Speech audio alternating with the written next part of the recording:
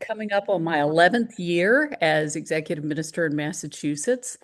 Before that, I pastored in ABC churches in the Midwest for 23 years. My last church, where I served in Ohio, I followed a pastor who had committed misconduct, which was one of the things that got me interested in this whole area. Um, and thinking about what we can do to uh, to help our pastors and our churches be prepared to do what's necessary to protect the people that God has put in our care. Um, I also now currently have a committee position with the Baptist World Alliance on their Commission for Safeguarding, which is going to be working with churches globally on these kinds of issues of protecting the vulnerable in church life.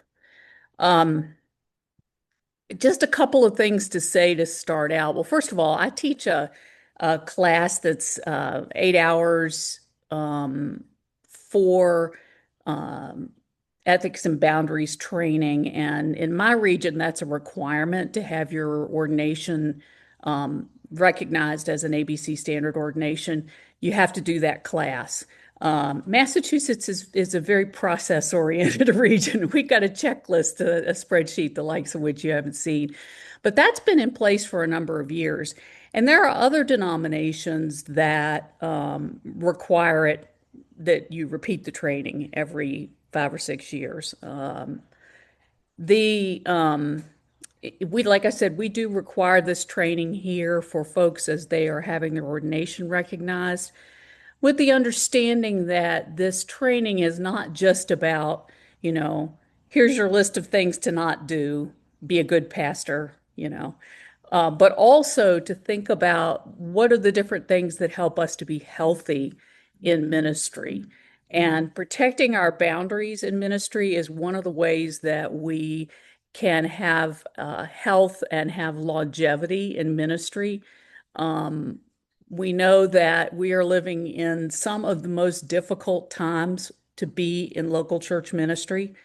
There, folks have said that this could possibly be the most difficult time. And only history will tell that tale. But when I look around, I see a lot of pastors who are very stressed out.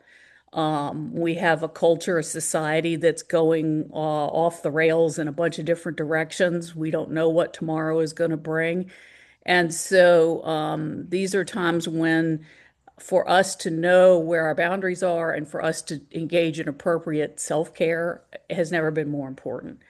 The class that I'm doing that we do for credit, I'm also offering through ABHMS next month.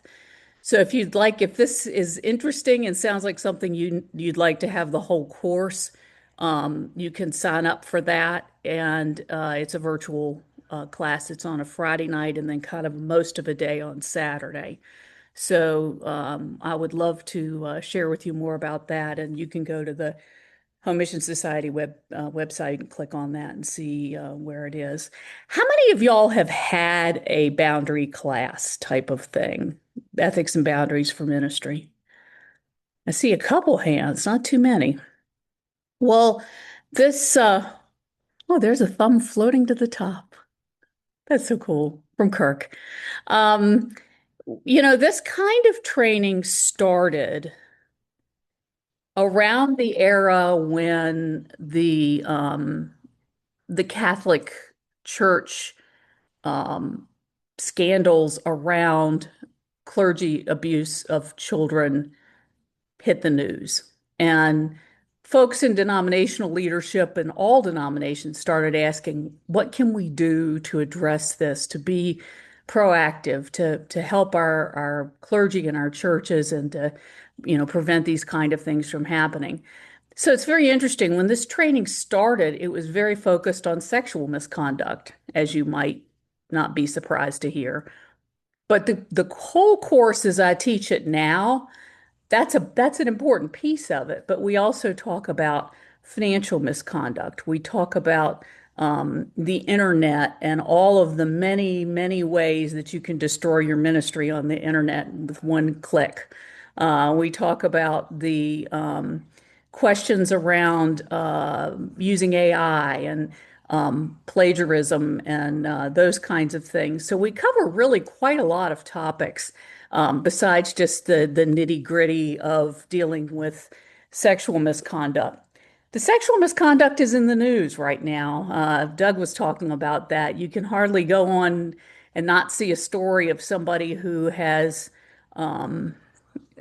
crossed the line. And one of my places that I stand as an executive minister is that if anybody in my region does anything illegal, for example, involving children, I'm calling the police if nobody else does. We're not fooling around with any in-house solutions to legal problems, if that makes any sense. But we also, and I also had a talk with Jesus and said, Lord, if I could get through to retirement without a case involving children, I'd be super grateful. And so far, I haven't. But one of the things that we're aware of is that people in ministry need to understand that they have a position of power in relationship to the people that they serve alongside and with. And, a lot of times we hear power and we think, oh, I don't have any power. But the role of being a clergy person gives us a certain amount of built-in power. And that is especially true when it comes to ministers crossing the line and committing misconduct. In the area of sexual misconduct, um, I'm going to throw a question out. What percentage of clergy commit sexual misconduct with a parishioner or subordinate staff member over the course of their ministry? Anybody want to take a guess?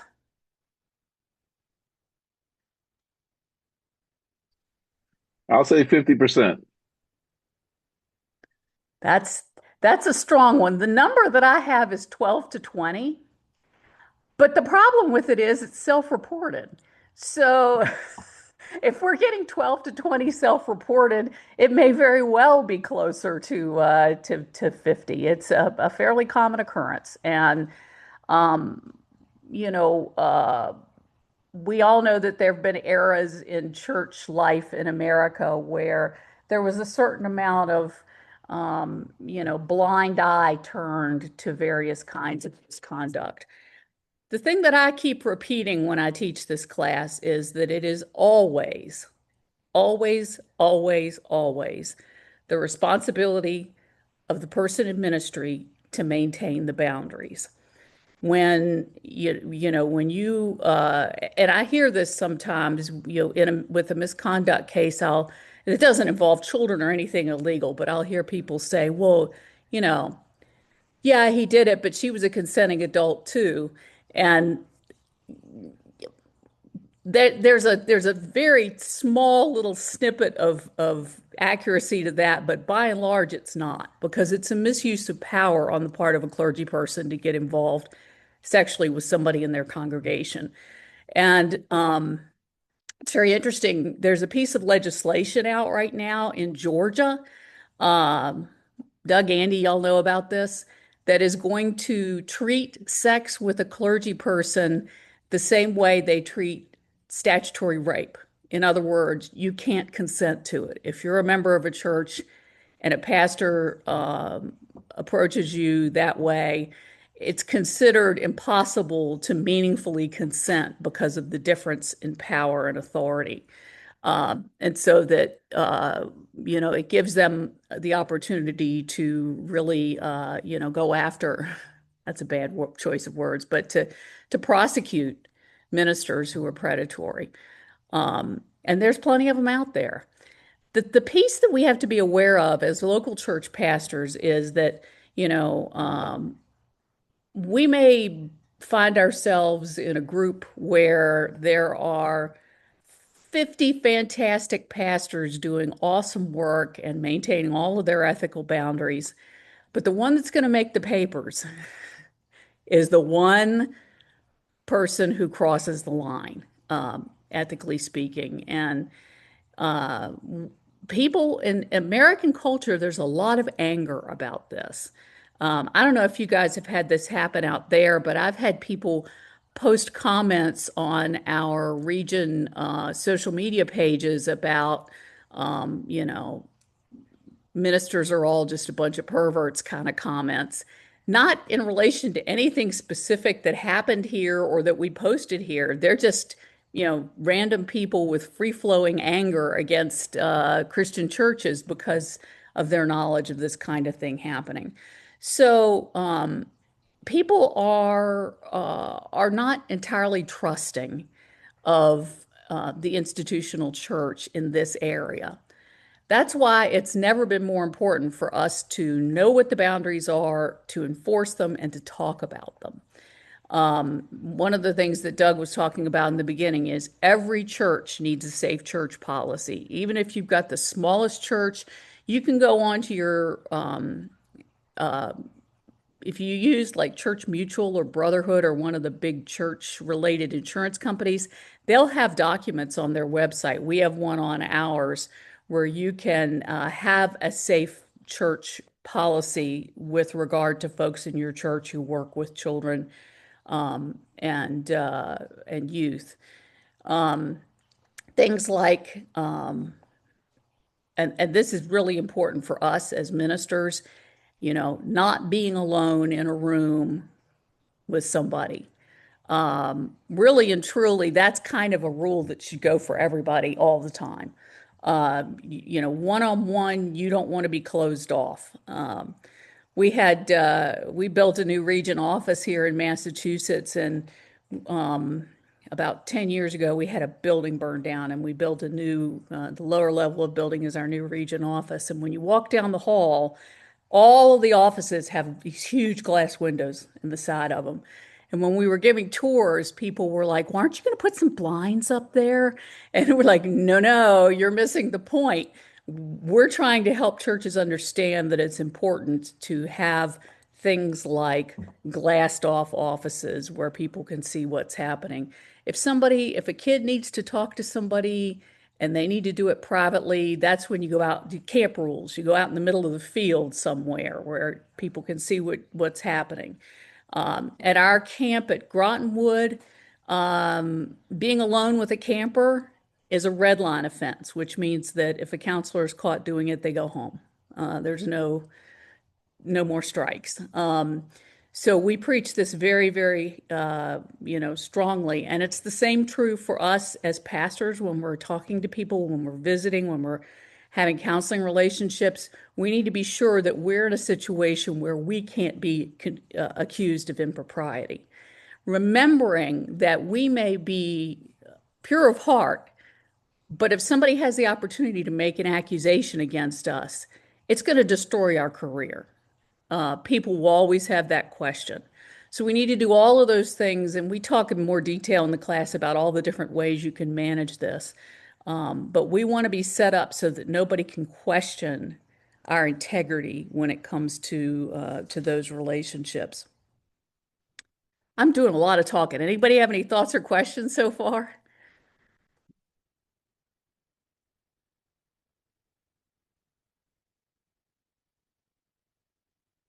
Y'all are so quiet. Well, I want to talk for a couple of minutes about some other things that your church needs to be aware of. We talked about having a policy in place about how you protect children, doing background checks, how many people need to be with a child, not being alone in a car with a child, all of those kinds of rules that we need to be sure that we put in place. We also need rules in our churches regarding use of the internet. The internet it's a great and wonderful tool, and it's dangerous as heck. I had a pastor when I was in the mid ABC region who left ministry by way of one reply all that he shouldn't have clicked. We have to be very, very careful with our use of the internet. That starts with a church policy about how the internet gets used in the church. Who is the administrator for your social media? Who is able to post on your website for your church? You do not want to let random people be able to come along and post without going through some sort of an administrative approval process. You don't want a ton of people to have access to your web page. I worked with a church back in Ohio, when I was doing some conflict resolution ministry that had they had given a whole bunch of people access to the church website, and there was a big church fight, and the financial secretary posted everybody's giving records on the church website. Yeah, church never recovered from that one. So we need to keep a pretty tight control over social media, over the web page, and be able to protect ourselves. For us as individuals, it means that we have to think carefully about where the line is on what we're going to put up on our own social media pages. And every time I talk about this, I have all different approaches. People um, I'll say what mine is. My position is, I use Facebook to put up pictures of the grandbaby and trips and things that I've eaten that were interesting. I don't put anything political up, and I do have strong political opinions, but they're not on my social media pages. And churches need to make decisions like that. It's better to talk about it ahead of time and figure out where the lines are going to be. I know people who've done things like had one Facebook page for Mary Day Hamel and have another one for Reverend Dr. Mary Day Hamel, Executive Minister, like have they call those vanity pages. Facebook does not like it if you do that. Some of the other ones don't mind as much. I always found that to be a little bit of I don't know. There's only one of me, so I don't do that. But there have been some people who have found that a useful way to go. Um, Things like deciding if you're going to friend church members or not. And if so, what happens when the day comes that you move to, as a pastor, that you move to a new call? And how are you going to deal with that? So there's a lot of different things to think through in the area of use of the internet. Um, I tell people to remember that email is a fabulous tool for sending your meeting agenda, for sending that document people need to see, for scheduling stuff. What email is not good for is anything with emotional content. The same thing really is true of getting into flame wars on a social media page. Um, we don't want to use the internet. The problem is that we all know people like this who are really awesome Christian people until you put them behind a keyboard. And then this weird little Jekyll and Hyde thing happens, and they become somebody very much different, aggressive, angry, you know, all kinds of crazy stuff. So we need to be, we need to not use email to deal with high emotional content. So, I'll get an email from somebody that's letting me have it for something. We have any Harry Potter fans? I call those howlers, those emails you get where you open them up and, there's people, somebody's really angry. The temptation to reply and do a point by point rebuttal is very strong, my friends, but you have to let that go. And, an email like that gets responded to with, at the absolute minimum, a phone call. An in-person meeting is even better. Because the truth is, you can't communicate through a computer screen the things that you can get through an in-person meeting, body language, tone of voice, all of those kinds of things. So, um, try to keep and I talk about this with churches that they need to make it a church-wide policy that we're not going to talk about conflictual, emotional things via email or posts. Um, People have a lot of trouble giving that up, but if we could get people to deal with each other a la Matthew 18 straight face to face rather than firing off something, the world would be a lot better of a place. Um, any thoughts on those things?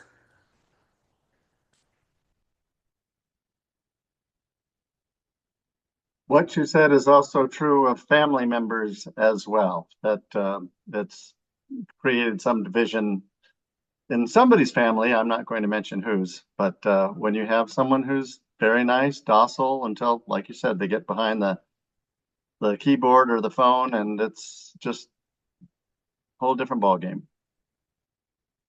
And we've all seen some crazy things, and in church life in particular. And, um, you know, uh, I have often been fond of saying that one of the important roles that we have as pastors is to keep the boundaries up around dysfunctional people. They're in our church, they're always going to be in our church. We want to love them with the love of Jesus, but we can't let them run the show. We have to keep boundaries up around them. And so, having rules that everybody agrees to for how we're going to conduct ourselves online as a church is a really helpful starting place. Then nobody can say, well, you're picking on me. No, we've all agreed that this is a better way to handle differences and conflicts. Among ourselves. Is that we encourage churches not to put up pictures of children on their website Yeah. because they can take those children and Photoshop them, AI them into very compromising photography. I'm getting there. Just Well, got it. and I think when we talk about those kinds of things where you can end up doing everything right and just be a total victim, which is what it sounds like happened in that situation. I mean, the guy didn't do anything to deserve that, and some, you know, uh, unwell person decided to take advantage of it. The other thing is, how we use text messaging. I was teaching this class in Ohio, and there was a guy who was a youth minister on kind of a larger church. And one day he would communicate with his youth group by text message. And one day he opened his phone, and there before him was a picture of one of his teenage charges in the substantially unclothed state. That she and he said he opened it up, he saw a picture, he didn't do anything, there was no, it wasn't solicited, it wasn't any reason for her to send it to him. So he went and he got the senior pastor, and they got her and her parents. Of course, her response was, oh, that was supposed to go to my boyfriend. Okay, a whole different problem there. But the poor youth minister, he's like, I don't know what, I can't unsee that. And a lot of folks who work with teenagers have set policies that if somebody's underage, their parents are on the chat also. If you have a youth group chat, that it's not just the kid, it's the kid and their parents. And to try to, to offer some protection for that kind of thing. Um, any more thoughts about the internet? We're just doing a flyover of sort of I, juicy issues right now. I had some thoughts. I had some questions about ages. For example, the younger people today use the internet. They don't really seem to care about the image because they know they can change it with AI now, or they can improve on their image with it. But have you noticed any of that and how that relates to when you're talking intergenerationally uh, with in your group meetings? Yeah, it is very it's very interesting because we have the young people who've grown up with all this who are very kind of casual about it, and all the way through, our maybe our oldest constituents who will not understand what's happening. And and there's so many attempts. Doug and Andy, have you all had the thing where people send out emails with your signature on them asking for people to send their credit card numbers and that kind of thing. That's that kind of stuff. We've got to help educate, particularly our senior adults, so that they understand the bad actors that are out there and just how clever and subtle they can be And in now trying. they can take your Yeah. voice Oh, yes. and you can be calling to say, "Hey, I'm in jail," and it's the voice, and it's so easy to be susceptible. My wife got a call from this caller ID said, "Christian Community Credit Union, your card has been compromised. We need to get into your account."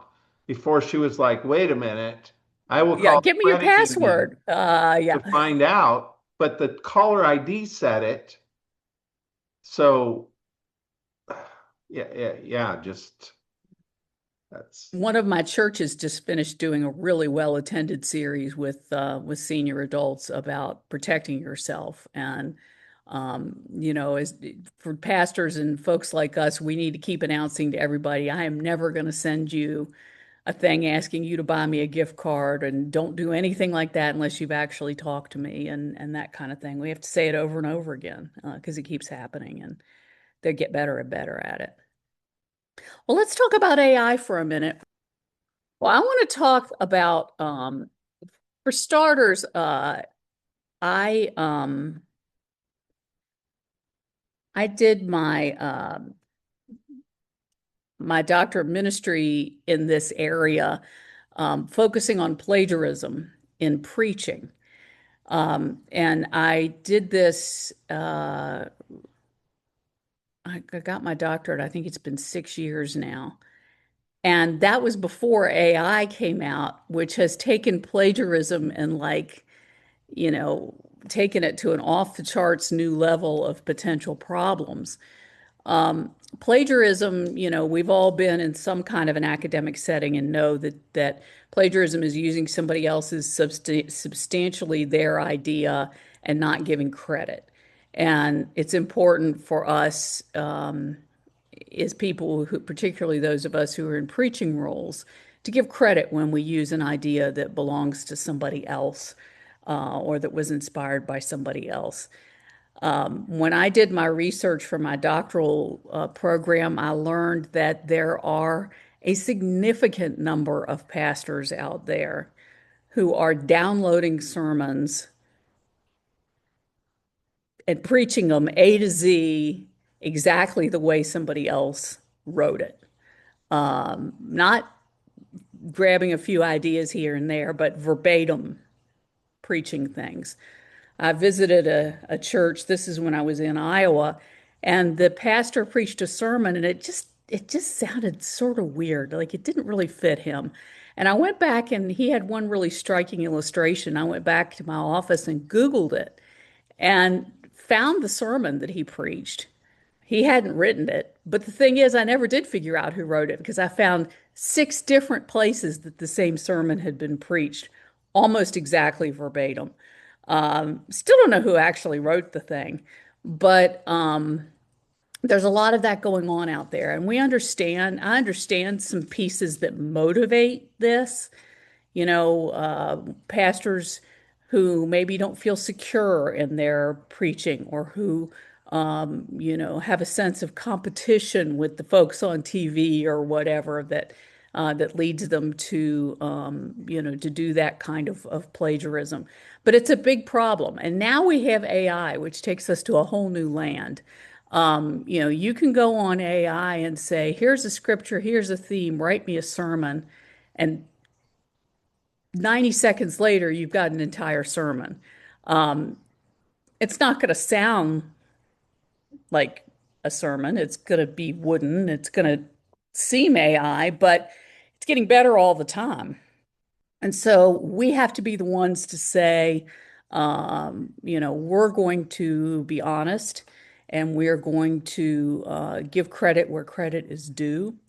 Now, all of that being said, I use AI. And AI is a great tool for some things.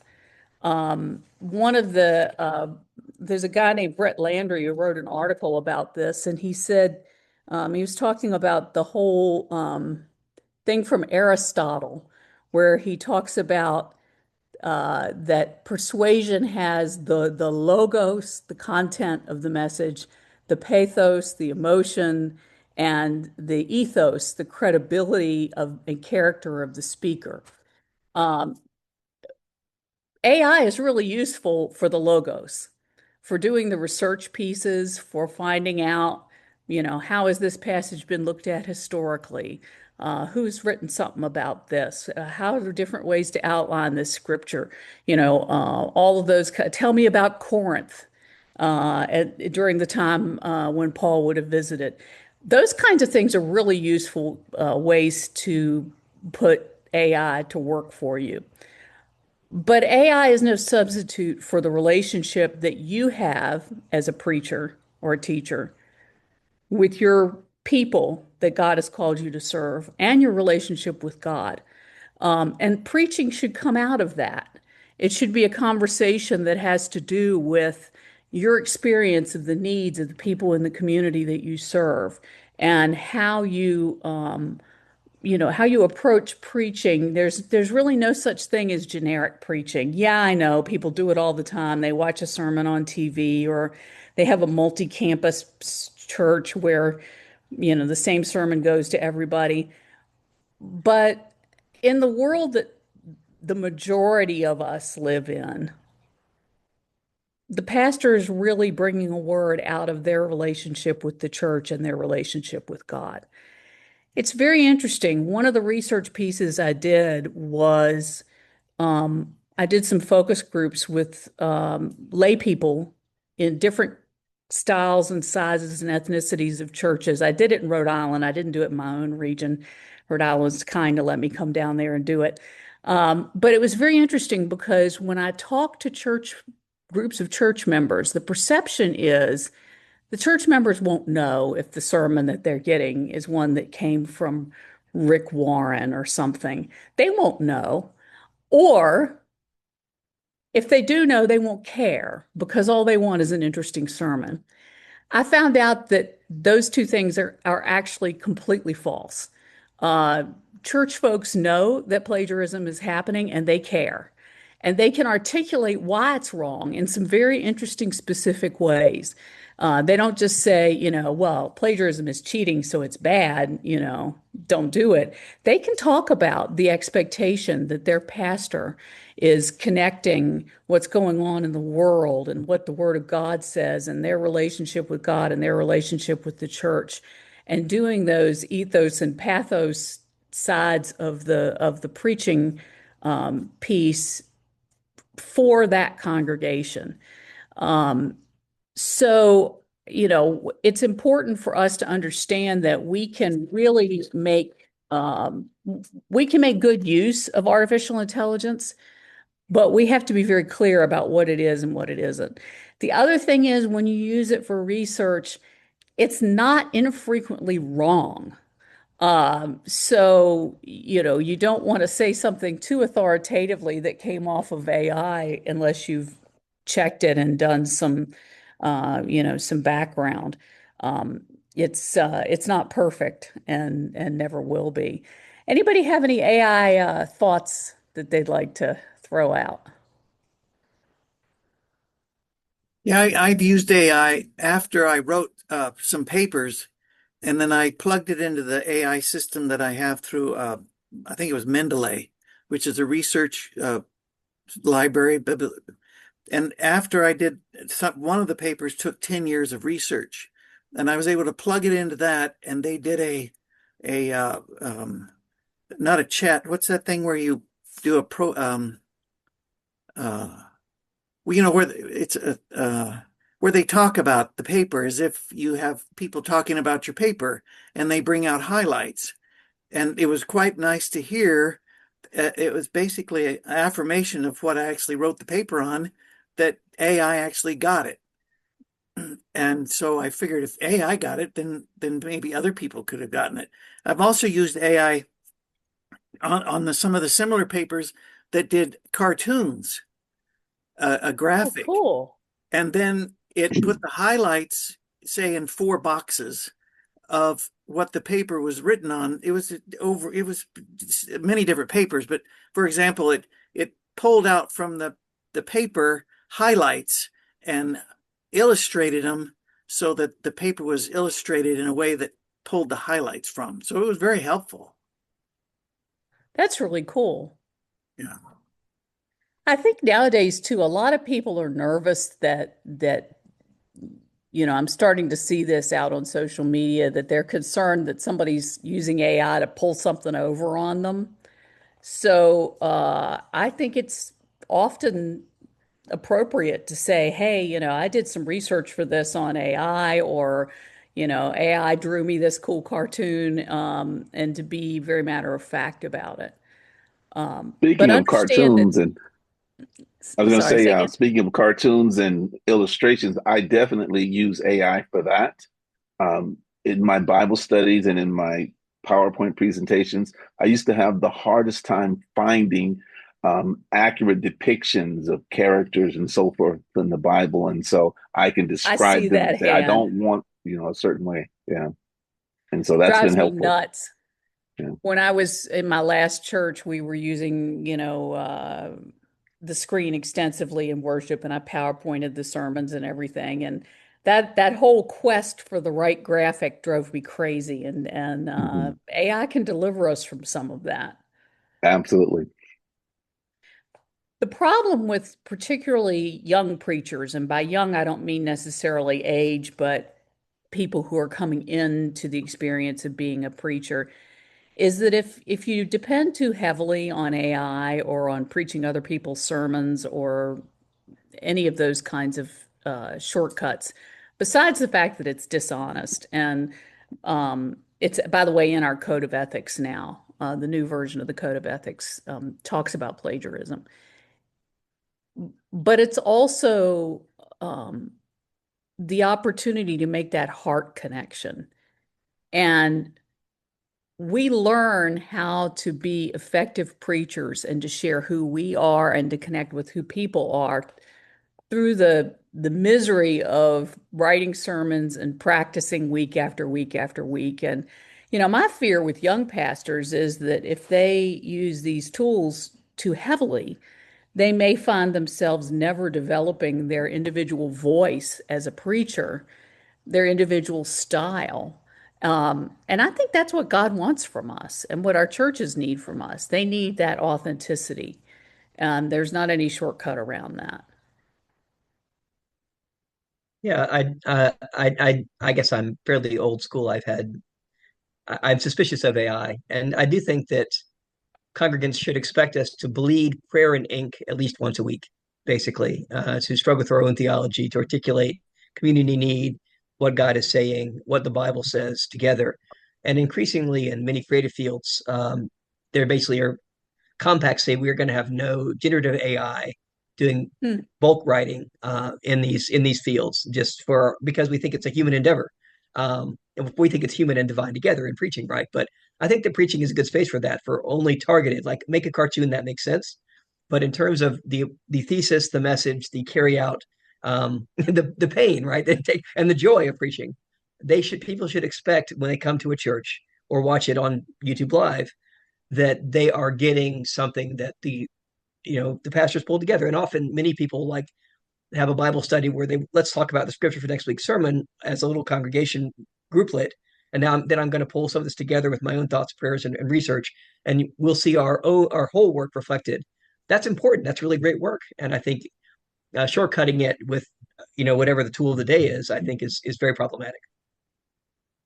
Yeah, I couldn't agree more.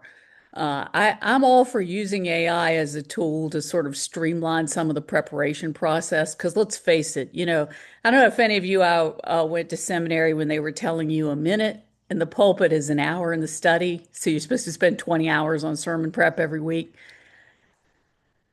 Yeah, that's kind of not the world we live in anymore. And so I'm not militantly don't use it, but I think I use, when I'm putting a sermon together, I'm out there looking for ideas, looking for stories, looking for illustrations, anywhere I can find them. And when I find one that I love, I give credit, and use it with enthusiasm. So, yeah. I'm old enough to remember when things like Logos and Concordia software back in the late 90s was considered Those little, cheating.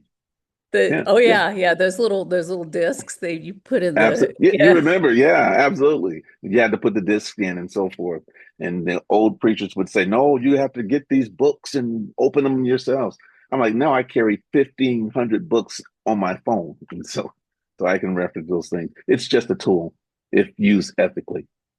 I got fussed at. This wasn't recently. It was probably 7 or 8 years ago.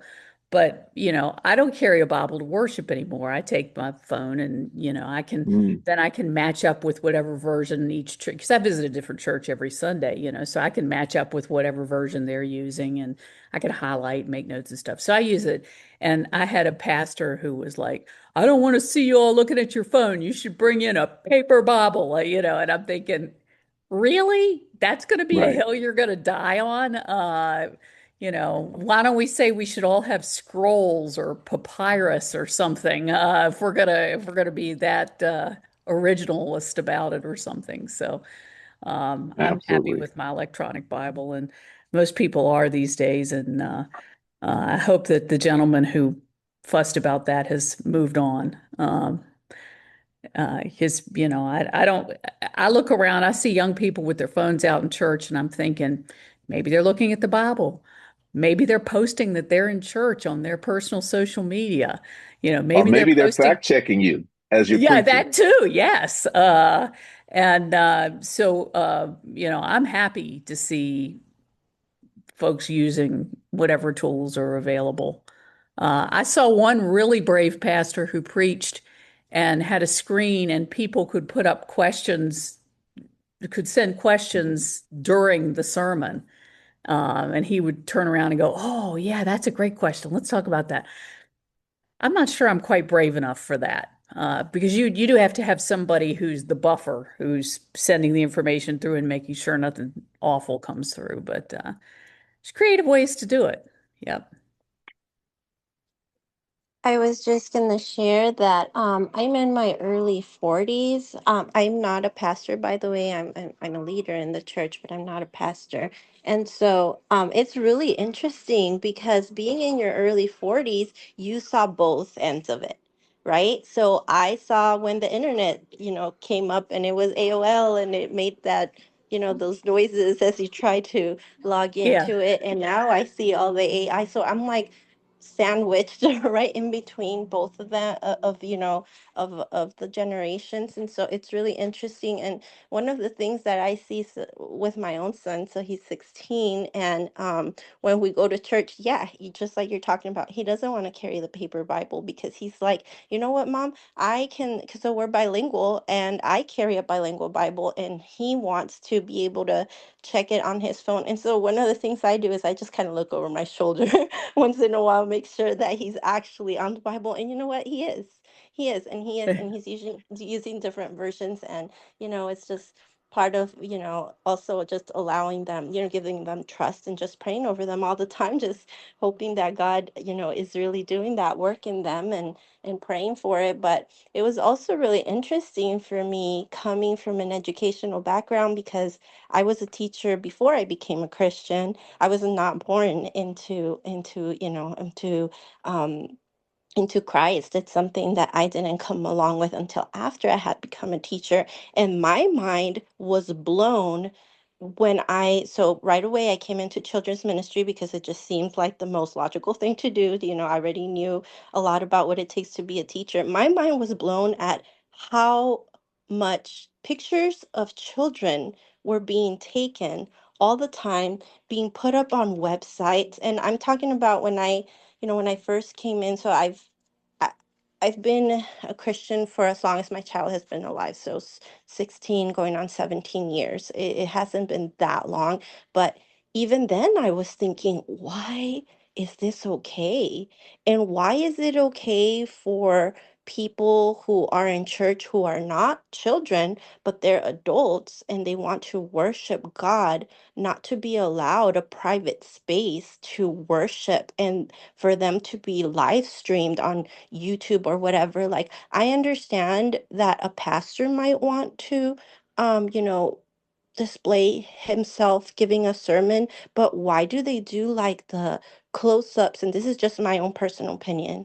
Why do they do the close-ups of like showing people, when they're crying and having um Mm. that private moment, and they should be allowed that private space with the Lord and not be televised. And if the person was asked and they said okay and they consented, then okay. But otherwise, like, that's the part of me, like, as a professional and then as a Christian, that I really, and then I went into marriage and family therapy, and so now like consent is like a lot even more in my mind. Um but those are some things that in my mind I'm just thinking, wow. And then the new thing now, in case you guys didn't know, is that the meta glasses, when people are wearing the meta glasses, they can record people without their knowledge at any moment. And unfortunately, what a lot of these people who are recording are doing is that they're using, then uploading those pictures, or I'm sorry, yeah, both pictures and videos to the internet and using AI and showing the people undressed. And specifically, they're doing it with children. And so that's something new that, as a church, we're going to have to deal with. But it's just, to be honest, it's just a really interesting time to live in. But I just say, let's just keep praying about it. Let's just keep asking the Lord to give us the wisdom and to help us with it. There's a scripture where it says, "Be wise as a serpent and gentle as a dove," and this is that time. And when I go visit a church and I take pictures and put them up on our region page, a lot of times, I'll take the backs of people's heads, but usually it's only the people who are preaching, doing music, doing leadership who have their entire face on there. And if there's pictures of children, it's not at all difficult. It takes 30 seconds to just blur their faces. And before you put something up on a church website, just blur out the children, the center of their face. It's really not hard to do. One more quick thing I wanted to mention while you're talking about I saw the live stream privacy concerns. We've had some cases where crazy people have gone on and interrupted worship streams while they're happening. I see that hand over there. Andy's nodding. And we had that kind of started during COVID, where people would come on and just start, swearing or attacking a particular church's perspective or whatever. Um, if you have a live stream, and there's all different kinds of ways to do it, ways that work better for small or large churches, but you really need to have somebody. One of my churches calls them digital ushers, who is the buffer between somebody, being able to actually interrupt what's going on. The church that I'm a member of, you can put comments in the alongside the live feed of the worship service, but they don't get posted until it only takes a few seconds, but before they post your comment, it's looked at by one of the digital ushers. And those live interruptions are just not possible anymore. Well, I'm going to wind up because I know we're about at the end of our time, but I do want to say one more important thing that we talk about when we teach this class. And if any of you sign up for the full deal, you'll hear a lot about this. The relationship between pastors who cross lines and commit misconduct and the degree to which a pastor is engaging in appropriate self-care. Most of the time we find that when pastors commit misconduct, any kind of misconduct, um, they tend to be the Lone Rangers. They tend to be the ones who don't have those relationships, supportive relationships with colleagues, who are not tending to taking their time off, who are not tending toward getting spiritual direction or counseling when they need it, who are struggling with family-related issues. All of those things impact how we are able to maintain boundaries in our work in ministry. And so, just to kind of say, self-care is critically important. The current statistic, and this came out of it came out of a Lilly research a while ago, is that if you, and I realize there's a lot of different ways to go into ministry now, but using the seminary class as an example, if you're in a graduating class right now with 20 people in it, one of those people will retire from local church ministry. The rate of burnout and people leaving ministry, and y'all all have probably seen this, is higher than it has been for a very, very long time. And so we need to keep an eye on each other in terms of, are you taking care of yourself? Are you taking vacation time? Are you doing your own spiritual self-care that enables us to be strong in the face of all of the potential ways that we can misstep as ministry leaders? Yeah. Yeah, just thanks. And we do an official dismissal, but if people want to hang on and keep talking, and I would reiterate what we were talking about before, AB 506, one of the numbers close to that. Churches who serve youth are supposed to, by law, have their people life scanned. There's a whole process you have to go through, but it's a requirement, and churches can be audited and shut down. So if you teach Sunday school, if you have Sunday school or youth ministry, you're supposed to have that done. We do that for our retreat we're having, starts tomorrow, and everybody gets a live scan if they're working with youth, and it's tied to our organization. So even if you've had live scans elsewhere, it's important for you to have done. Thank you so much. You've covered a lot of ground and given us a lot to think about and reflect on and pray about and be wary of as we see what comes across our desks. I had an email. I assume these people could do it. They said all I had to do was send them 4 YouTube sermons of mine, and after that, they could duplicate my image and have me giving Zoom sermons. So they would not only do the written part of it, but the vocal part of it. Yikes. And yeah, yikes is right, because you were right. It puts some distance between us and our community and us and God. And it also, if we capture the essence, even if it can capture the essence of Mary or Andy or Doug, we want to get as close to the essence of God and the Holy Spirit in this, and not this echo chamber that's going on in our brains. So thank you for that good warning on AI. And before that, our boundaries, not just with children, but with adults, Yes. and some of those things. It's I got a chance to talk with the top money earning lawyer for the Archdiocese of St. Louis. She said it wasn't about the money with her, it was with the Catholic, the big scandal back then. And, hallelujah, it was public. There's a lot of ministers that are underground, but a lot of that came out in public. But she said the devastating part was sometimes it took, years for people to come forward, and then other people would come forward and other people. And so, there are people that silently suffer, and then they're wounded for 18, 19, 20 years. And then this comes out and the wound is fresh all over. So, we all are doing the Lord's work, and we have a great responsibility for the people in our charge. So God bless you for doing that. Oh, just one other thing. And one of the insidious things is when board of directors or other people cover for these ministers who violate the trust because they, well, we want to keep our church growing and, you know, why the cover up? Well, that's sin for you. It splatters and gets a lot of people dirty and a lot of us messy.